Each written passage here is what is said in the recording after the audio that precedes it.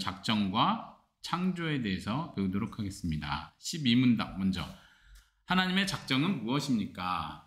하나님의 작정은 하나님의 뜻대로 계획하신 지혜롭고 자유롭고 거룩한 일입니다.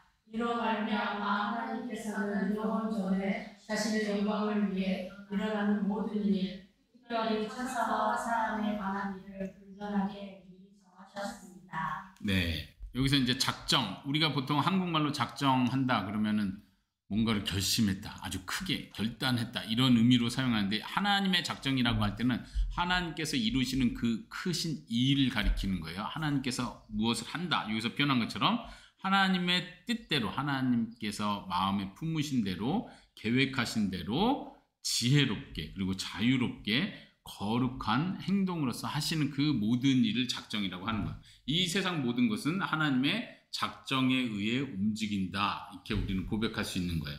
여기서 중요한 것은 하나님의 뜻대로 하신다는 표현이죠. 하나님께서 이 세상을 움직이시는 뜻이 무엇입니까? 그 목적이 있죠. 여기 그 목적은 요 뒤에서 설명해요.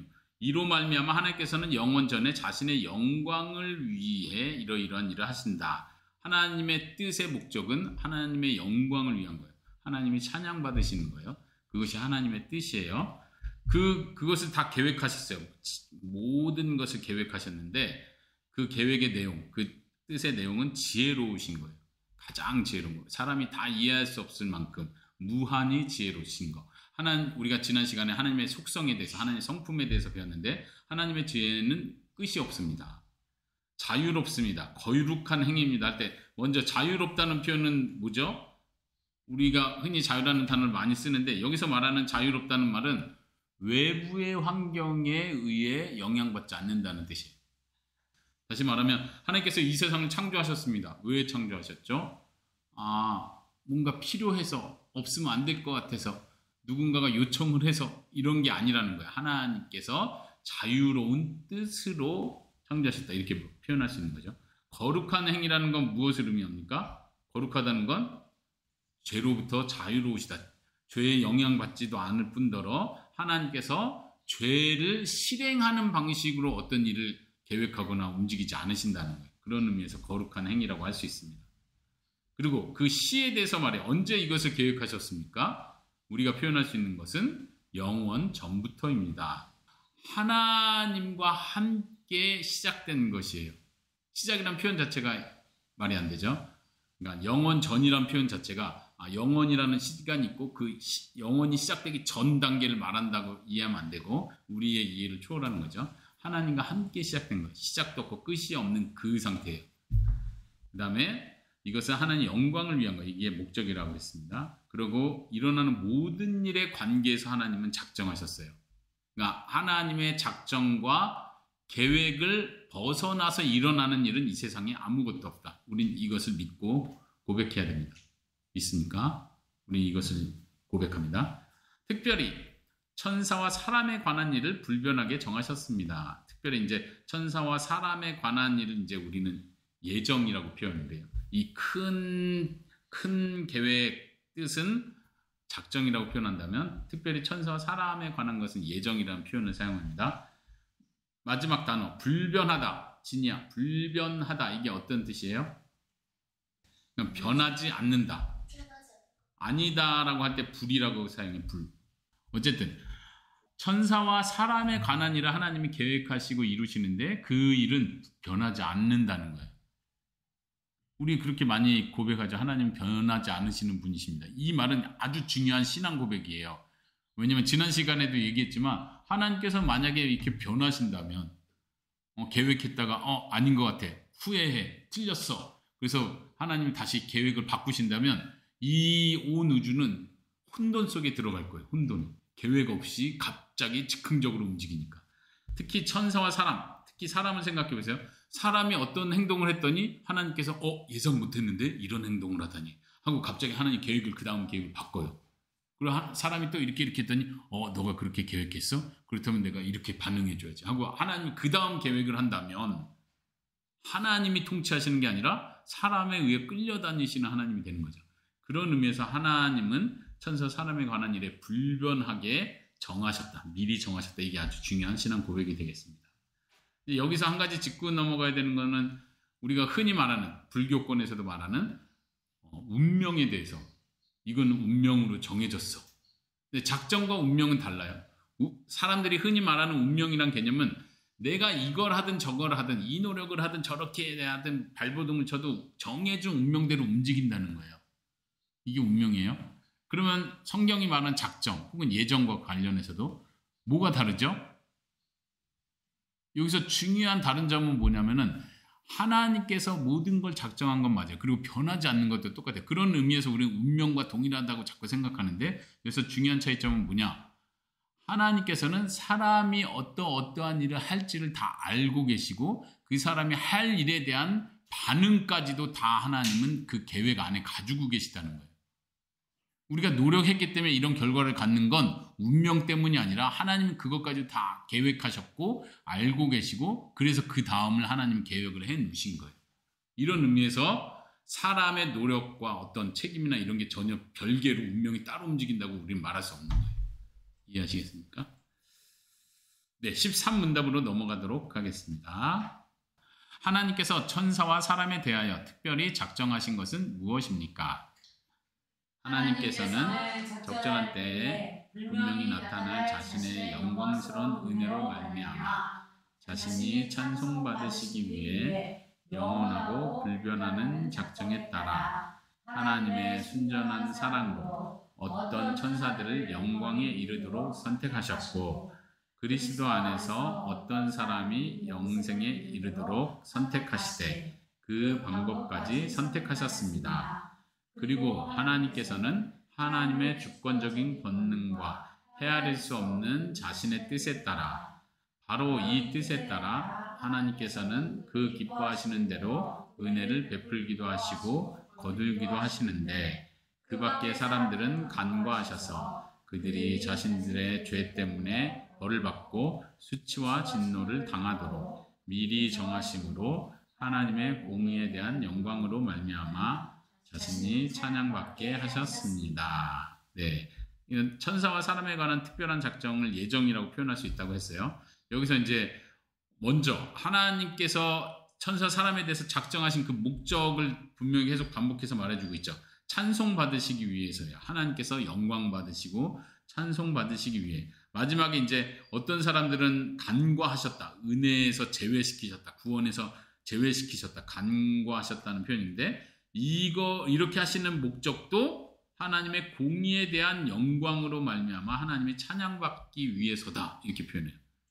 그러니까 사람이 구원을 받든 지옥에 가든 이거를 다 계획하고 작정해 놓으셨는데 두 경우 모두 그 목적은 하나님이 영광받고 찬양받으시는 것이다. 천사에 대해서도 마찬가지죠. 요 천사에 대해서도 처음에 어떤 천사들은 영광에 이르도록 선택하셨다.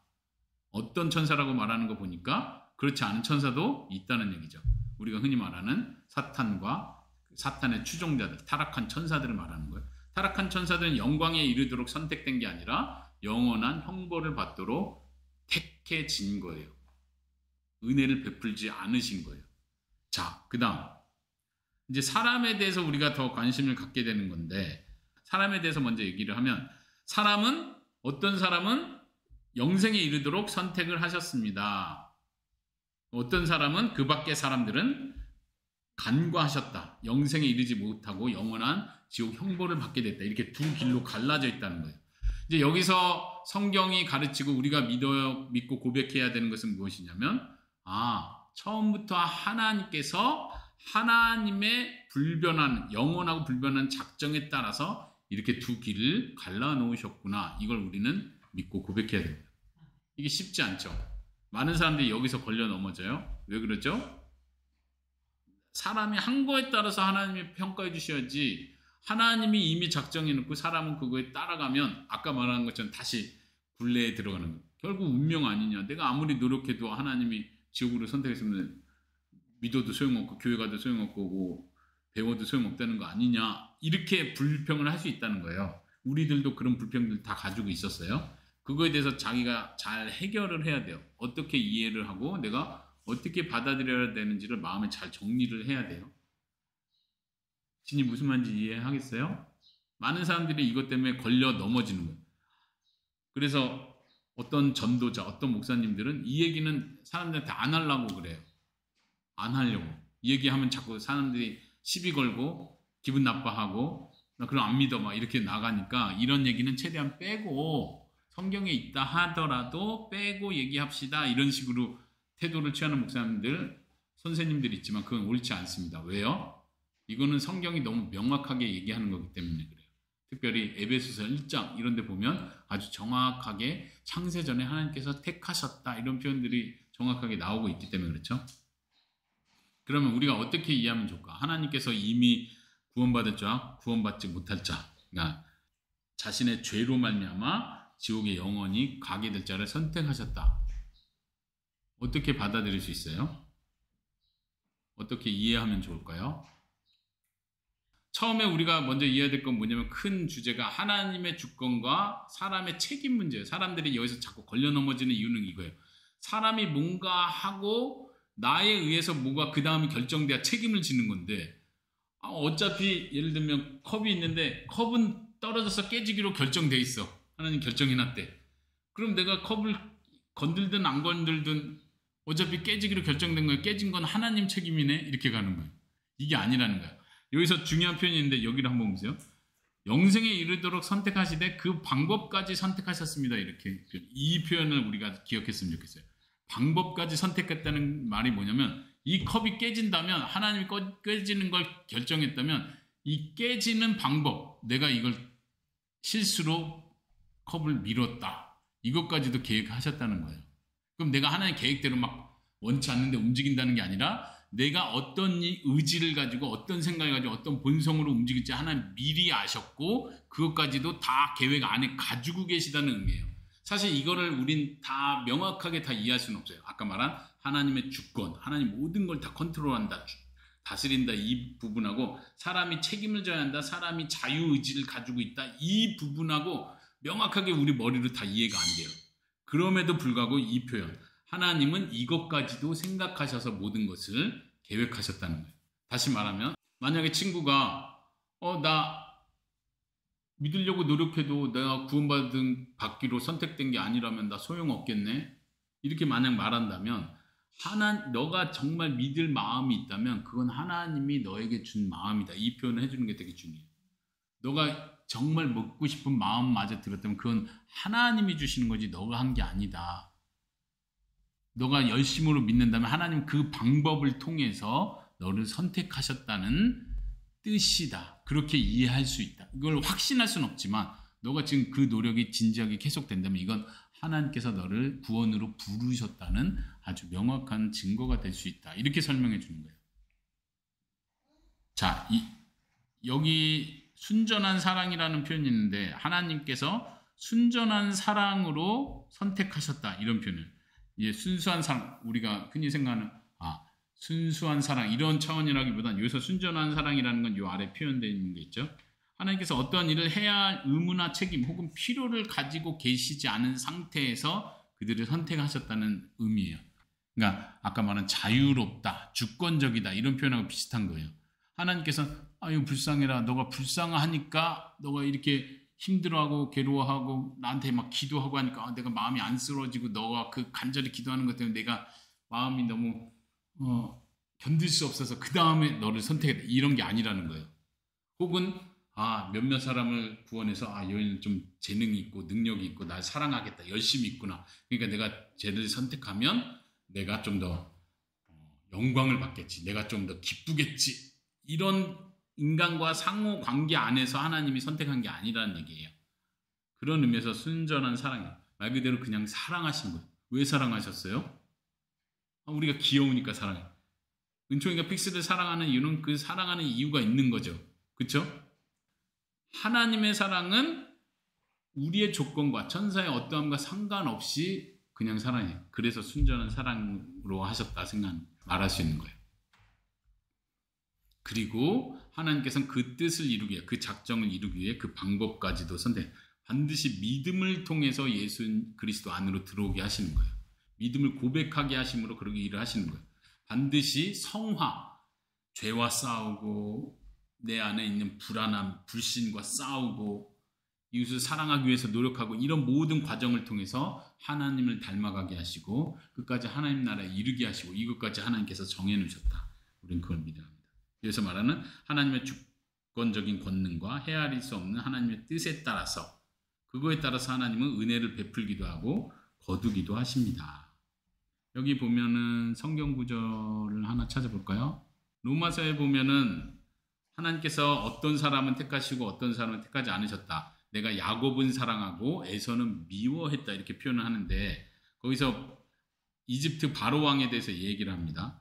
제가 한번 읽어볼게요. 성경이 바로에게 이르시되 내가 이 일을 위하여 너를 세웠으니 곧 너로 말미암아 내 능력을 보이고 내 이름이 온 땅에 전파되게 하려 함이라. 그런즉 하나님께서 하고자 하시는 자를 긍휼히 여기시고 하고자 하시는 자를 완악하게 하시느니라. 이집트의 파라오 왕에 대해서는 하나님께서 완악하게 했다고 말을 하는 거예요. 그러니까 하나님께서 더욱더 적극적으로 제외할 자는 제외하시는 거예요. 적극적으로 구원할 자, 은혜를 베풀 자는 은혜를 베푸시는 거예요. 성경이 이렇게 말하기 때문에 우리는 이 표현을 그냥 모른 척하고 넘어갈 수 없는 거예요. 우리가 결정한 대로 된다. 우리가 착한 마음 먹으면 하나님이 은혜를 주는 거고 우리가 나쁜 마음 먹으면 그거에 따라서 하나님이 우리에게 벌을 내리신다. 이렇게 우리가 한 행동에 대한 정확한 인과응보 관계로 가는 게 아니에요. 우리가 나쁜 일을 했는데도 불구하고 하나님께서 우리에게 은혜를 베풀 때가 있다는 거예요. 말 그대로 은혜. 자격이 없는데 베풀어 주시는 거예요. 우리가 어느 때는 착한 일을 했는데 고난을 겪는 경우가 있다는 거예요. 왜요? 하나님께서 그걸 통해서 또 더 큰 선을 이루시기 위해서. 우리가 생각하는 일반적으로 불교권이나 이런 데서 생각하는 인과응보 개념은 아니에요. 착한 일 했으니까 좋은 일이 일어나고 나쁜 일을 하니까 벌을 받고 이렇게 단순하지 않다는 얘기예요. 자, 이 모든 일을 하시는 이유는 하나님의 주권적인 권능과 지혜 때문이다. 그리고 이 일을 통해서 아까 말한 대로 하나님의 공의에 대한 찬양과 영광을 받으신다. 하나님은 모든 사람을 공평하게 대하셨다. 공평하게 대하셨다는 것은 그들의 죄에 대해서는 합당한 벌을 내리신다는 거죠. 우리가 지난번에 얘기한 것처럼 모든 사람이 하나님 앞에 영원한 벌을 받아야 마땅한데 어떤 사람에게 은혜를 베푼 거예요. 그게 선택받았다는 뜻이죠. 선택받았다는 건 뭔가 잘해서 선택을 받은 게 아니라 은혜를 받았다는 뜻이죠. 하나님의 주권적, 순전한 사랑에 의해서. 자, 여기까지 14문답으로 넘어가 보겠습니다. 자, 그러면 하나님께서는 작정을 어떻게 이루십니까? 대답 읽어보겠습니다. 시작. 하나님께서는 절대 확실한 예지와 자신의 뜻하신 자유롭고 불변하는 계획에 따라서 창조와 섭리의 일로 자신의 작정을 이루십니다. 네, 하나님께서 확실한 예지, 미리 안다는 거예요. 미리 알고 계신 거예요. 하나님 모든 것을 미리 알고 계세요. 하나님께 누군가 하나님을 깜짝 놀라게 할 수 있는 일은 없죠. 아담과 하와가 처음 선악과를 먹었을 때 하나님 깜짝 놀라신 게 아니란 얘기예요. 하나님은 다 알고 계세요.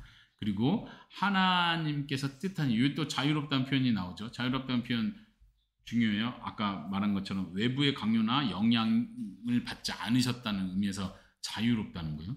그리고 불변한다. 이것도 하나님 계획한 대로 그대로 작정하고 계획하신 대로 끝까지 반드시 이루어진다는 뜻이에요. 이게 변동되거나 무언가 다른 영향에 의해서 하나님이 예측 못한 변수가 발생돼서 바꾸셔야만 하는 경우는 없다는 얘기예요. 우린 그 놀라우신 하나님을 믿고 찬양하는 거예요. 그 계획에 따라 이제 실제로 작정을 이루시는 방식은 두 가지예요. 창조와 섭리. 창조를 통해서 하나님이 계획하신 일이 이루어 가신 거예요. 그게 처음 창조 때 이루어졌고요. 근데 섭리는 창조 이후에 계속해서 일어난 모든 계획과 움직이는 것들을 섭리라고 해요. 섭리는 우리가 다음 시간에 배우고 오늘은 창조에 대해서 한 3가지 질문을 더 살펴보도록 하겠습니다. 15문답. 창조의 일은 무엇입니까? 창조의 일은 하나님께서 태초에 자신의 영광을 위해 권능의 말씀으로 엿새 동안 아무것도 없는 가운데서 모든 것을 만드신 것인데 만드신 모든 것이 매우 좋았습니다. 하나님께서 이 창조의 일을 통해서 하나님의 작정을 이루어 나가시는 거예요. 하나님께서 계획하신 대로 하나님은 창조하기를 뜻하셨어요. 누군가 해달라고 해서 해주신 게 아니에요. 하나님이 뭔가 필요해서 창조를 하신 게 아니에요. 하지만 그걸 뜻하셨어요. 하나님의 본성에 의해서 하나님은 그걸 작정하시고 그걸 이루어 나가신 거예요. 그걸 창조를 통해 이루신 거죠.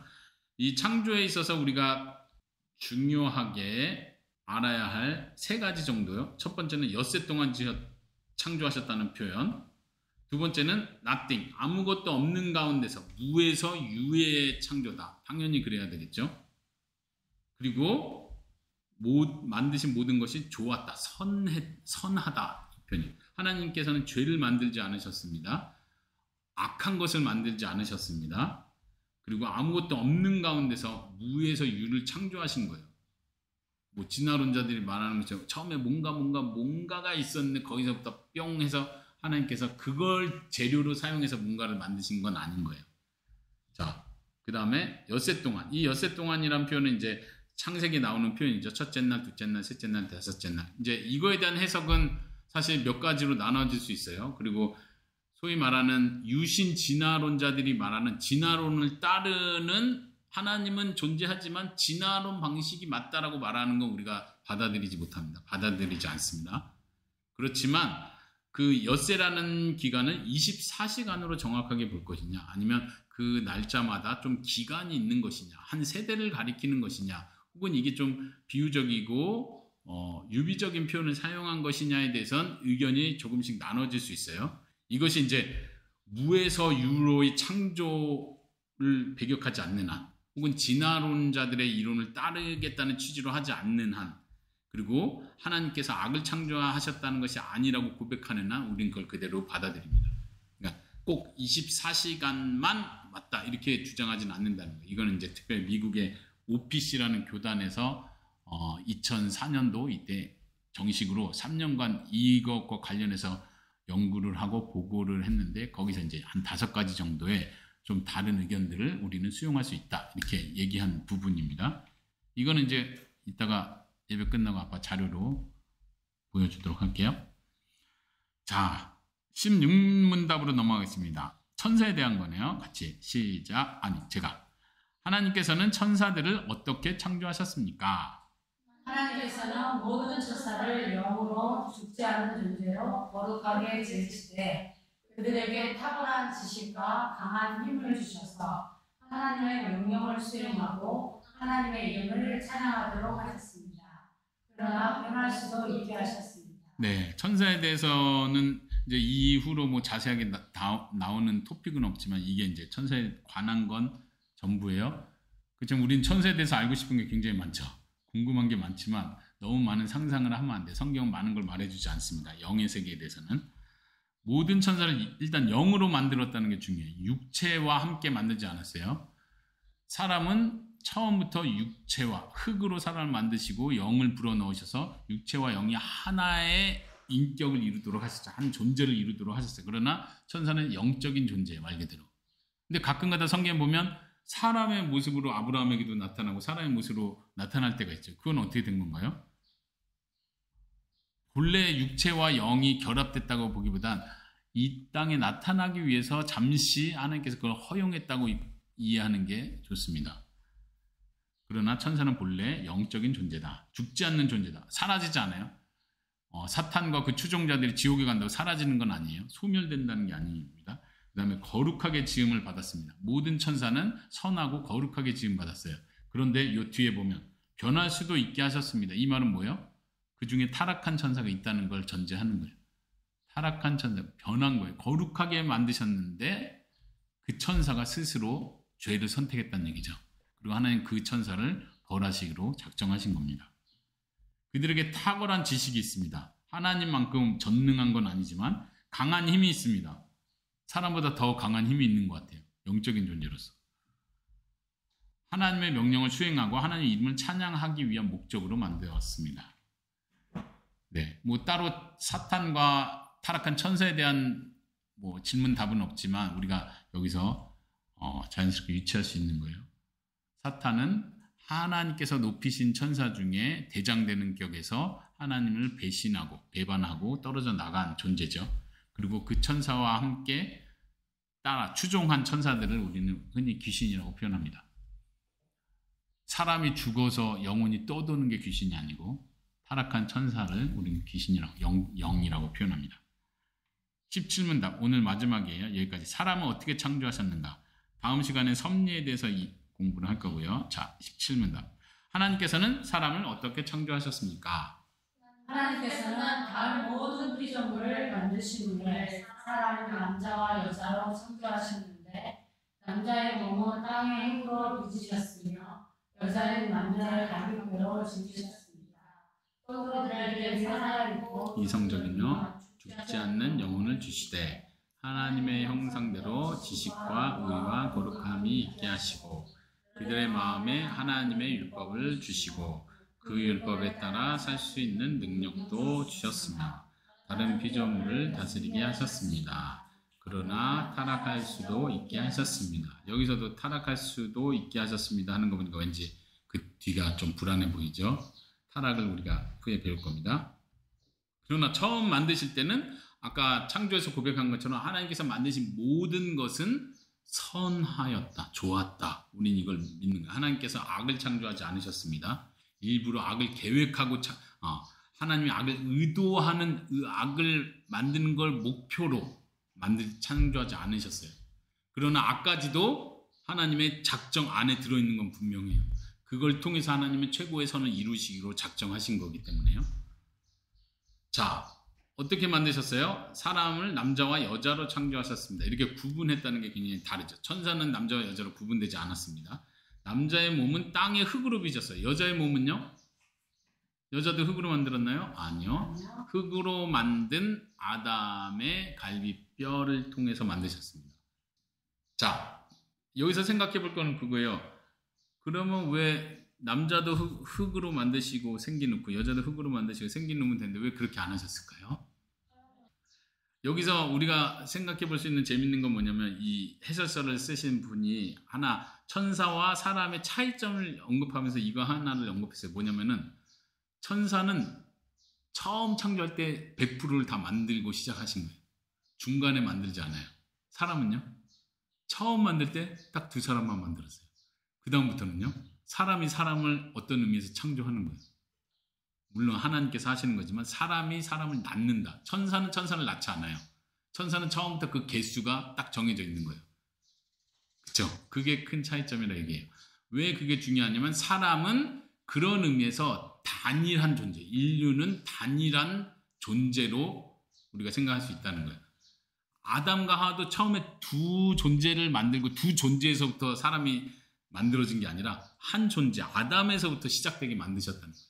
그래서 우리는 성경적으로 아담은 인류의 조상이다. 인류의 대표자다. 아담이 범죄함으로 세상에 죄가 들어왔다. 이렇게 표현하는 거예요. 하와가 범죄함으로 세상에 죄가 들어왔다 표현하지 않고 최초의 사람인 아담을 통해서 이런 일이 있었다. 이렇게 성경은 표현하고 있다는 거죠. 자, 이렇게 만드셨습니다. 그리고 그 사람은 그들에게 살아있고 이성적이며 죽지 않는 영혼을 주셨습니다. 그러니까 영혼을 이성적이라고 표현했어요. 그러니까 혼이 따로 있고 하나님이 넣으신 영이 따로 있고 혼과 영이 따로 있어서 혼은 정신이고 영은 뭐 그냥 어떤 존재 이렇게 구분할 필요가 없다는 구분하지 않는다는 거예요. 영혼이다 이렇게 말하지만 그 영혼 자체는 하나님께서 주신 것이고 이성적인 것이고 불멸하는 것이다 이렇게 이해하세요. 그 다음에 중요한 부분 동물과 사람의 차이점 아까 천사와 사람의 차이점 얘기했던 여기서는 동물과 사람의 차이점이라고 할 수 있는 부분은 사람은 하나님의 형상대로 창조하셨다. 창세기에서 아주 중요하게 하나님께서 대화하는 방식으로 이걸 표현하죠. 우리가 우리의 형상을 따라 사람을 만들자. 그리고 그렇게 하셨다. 이렇게 표현합니다. 그리고 하나님의 형상이 무엇이냐 할 때 이거에 대한 것도 신학적으로 많은 논의가 있지만 여기서는 이렇게 간단하게 표현합니다. 하나님의 형상대로 지식과 의와 거룩함이 있게 하셨다. 이거는 이제 성경의 표현을 가져온 거예요. 성경에 보면요. 에베소서 4장 24절에 여기 보이세요? 자, 한번 읽어볼까요? 같이 시작. 하나님을 따라 의와 진리의 거룩함으로 지으심을 받은 새 사람을 입으라. 하나님을 따라서 이렇게 지음을 받은 새 사람을 입으라 이렇게 표현해요. 우리가 처음 창조받았을 때 그 모습에서 하나님의 형상의 중요한 부분이 훼손되고 타락으로 인해서 훼손됐다면 그걸 회복해야 된다. 새 사람이 되어라 라고 표현할 때 이렇게 표현하는 거예요. 하나님을 따라 의, 진리, 거룩함.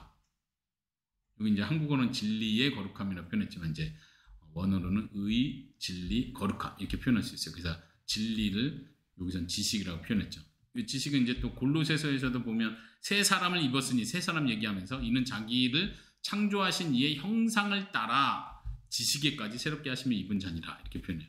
지식의 거룩함이 하나님의 형상을 표현하는 성경적인 표현이다 이렇게 이해하면 좋을 것 같아요. 자, 그들의 마음에 하나님의 율법을 주셨습니다. 그 율법을 따라 살 수 있는 능력도 주셨습니다. 능력을 안 주고 해봐 못하지 벌레일 거 이렇게 하지 않으셨다는 거예요. 도덕적인 의를 행할 수 있는, 선을 행할 수 있는 힘이 사람에게 있었어요. 근데 문제는 뭐예요? 타락할 수 있는 가능성도 있었다는 거죠. 자, 그리고 중요한 거, 사람을 창조하신 목표 중에 하나는 다른 모든 피조물을 다스리도록 하셨다. 하나님께서 최고의 왕이시고 하나님께서 온 우주 만물을 창조하시고 이 온 우주 만물을 다스리시는 왕이신데 그 일을 사람이라는 소위 말하는 부왕을 세우셔서 사람에게 그 일을 맡기신 거예요. 우리는 하나님 앞에 부왕인 거예요. 그러니까 절대 왕에게 충성하면서 백성들을 다스리면 되는 거죠. 근데 사람이 타락했다는 건 뭐예요? 부왕으로서 절대 왕에게 반역을 일으킨 거예요. 그런 의미에서 하나님 앞에 당연히 합당한 벌을 받는 것이 당연하겠죠. 네, 오늘은 여기까지 하도록 하겠습니다. 질문 있습니까?